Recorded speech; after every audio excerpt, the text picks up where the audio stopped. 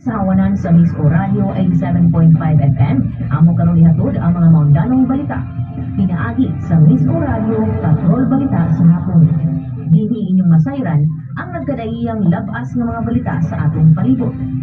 Miss Oradio Patrol Balita sa hapon. Ug karon ang inyong mga tigbalita.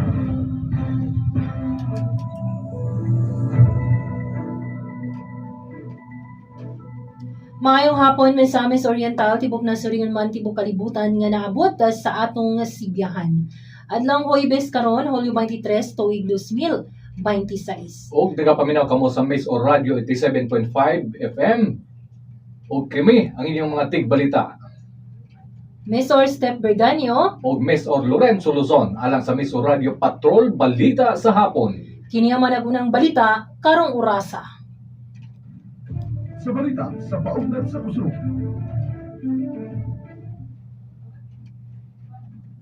UST nauna sa Shakey's Collegiate Invitationals. Samtang Fisgok abli sa pagsusi sa pondo sa 2019 SEA Games.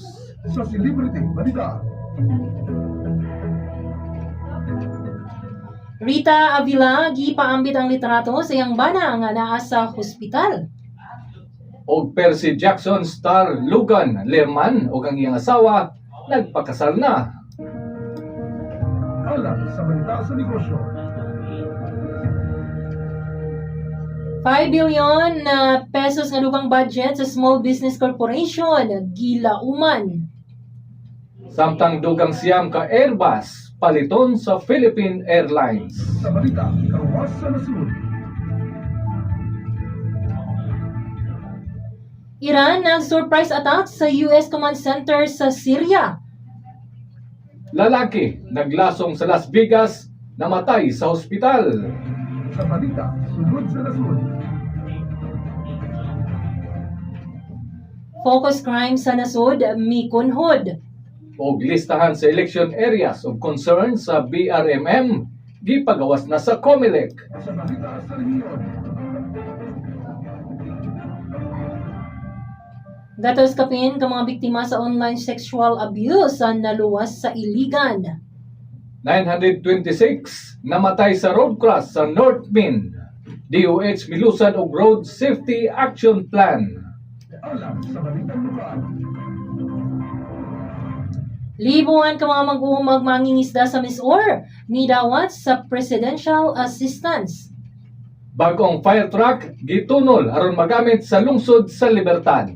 Samtang 1.8 milyones nga tabang pinansyal sa mga kabatanunan, gitunod sa dakbayan sa Cagayan de Oro.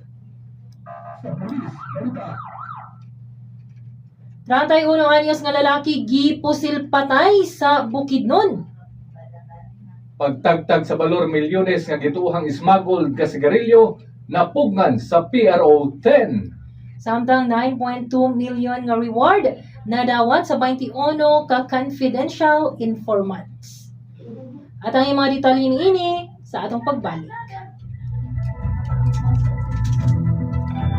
Bangon. Bangon sa presensya sa Diyos.